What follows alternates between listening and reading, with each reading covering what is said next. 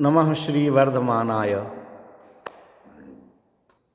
दूसरा गुण व्रत अनर्थ दंड व्रत है। उस अनर्थ दंड व्रत के 5 भेद हैं: पापोपदेश, हिंसा दान, अपध्यान, दुःश्रुति और प्रमादचर्या। इनमें से अभी हमने चर्चा की है पापोपदेश और हिंसा दान। माने किसी को भी पाप का उपदेश, पाप करने का, सीधे हम पाप का उपदेश नहीं देते हैं, ये आप ध्यान रखना। लेकिन खाने पीने, कमाने, व्यापार करने, लड़ने झगड़ने, नाचने गाने, अन्य कलाओं को सीखने सिखाने का उपदेश, शिक्षा, प्रेरणा देते हैं, जिससे कि मुझे व्यक्तिगत रूप से कोई लाभ नहीं हो रहा है, वह पाप का उपदेश है। और ऐसी वस्तुओं को किसी दूसरे को देना, ऐसा व्यापार करना, इस प्रकार के कार्य करना जिसमें कि बहुत हिंसा होती हो, ऐसे उपकरण आदि किसी को देना, वह हिंसा नाम का दान कहलाता है। किसी को आज के ज़माने में, पहले तो ये चला करता था कुदाली, कुल्हाड़ी इत्यादि दान करना, लेकिन आज के हिसाब से हम कहें तो किसी को हिट, किसी को ऑल आउट, किसी को कीटनाशक, किसी को चूहे मारने की दवा, ये बताना, किसी को देना, ये सब जिनमें जीव घात होता हो, किसी का वध बंधन होता हो, वह सब हिंसा दान नाम का अनर्थ दंड है। क्योंकि उसमें मुझे स्वयं कोई लाभ नहीं हो रहा है, दूसरों के लाभ के लिए मैं हिंसा का भाव कर रहा हूँ। तीसरा है अपध्यान। अपध्यान का मतलब है खोटा ध्यान करते रहना, विचार करते रहना। अनेक बुजुर्ग लोग होते हैं, दादा दादी होते हैं, हम ही होते हैं, फुर्सत में बैठे हुए हैं और कुछ भी सोचे जा रहे हैं, जिस सोचने का कोई लाभ नहीं है। पहले हम आचार्य देव द्वारा लिखे छंद को पढ़ते हैं। 78 नंबर का छंद है। वद बंद छेदादे द्वेषाद्रागाच पर कलत्रादे आध्यानमपध्यानम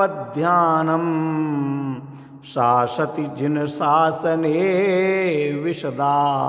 जिन शासने, जिनेन्द्र भगवान के शासन में ऐसी चर्चाएं अन्यत्र हैं ही नहीं।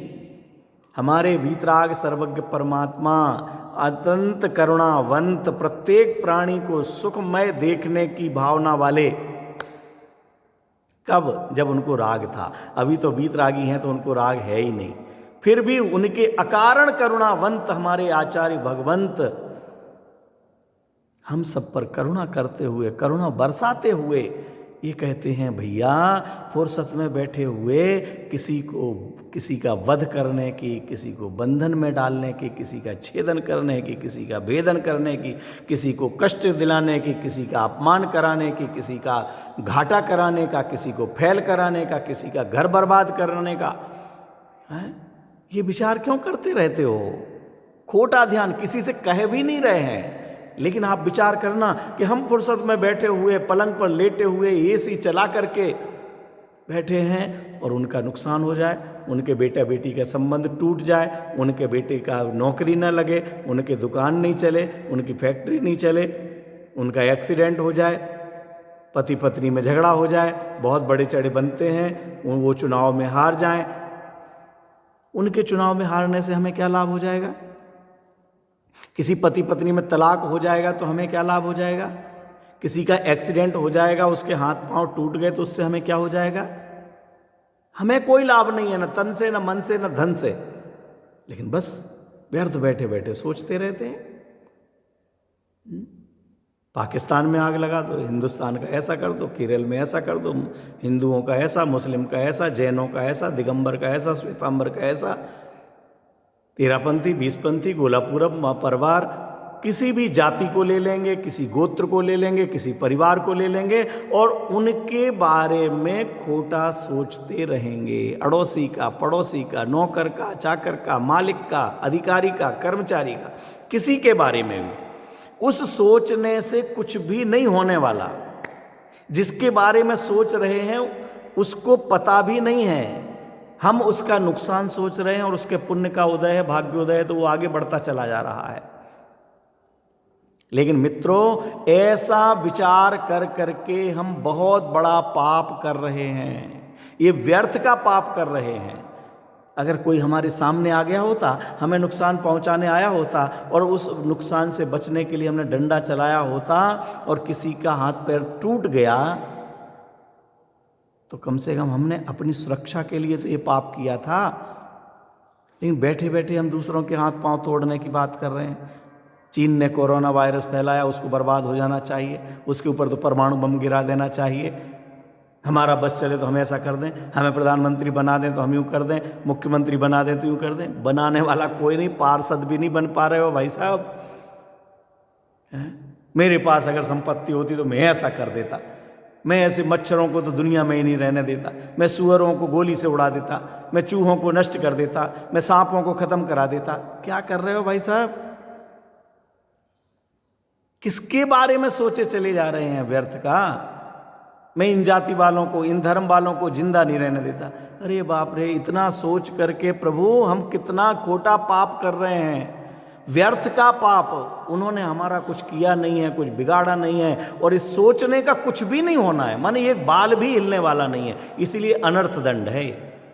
अगर कुछ हो रहा होता तो चलो भैया आपने ऐसा सोचा और कुछ हो गया और आपको फायदा हुआ, हमें इसका फायदा क्या हुआ? केवल और केवल नुकसान, केवल और केवल नुकसान हो रहा है।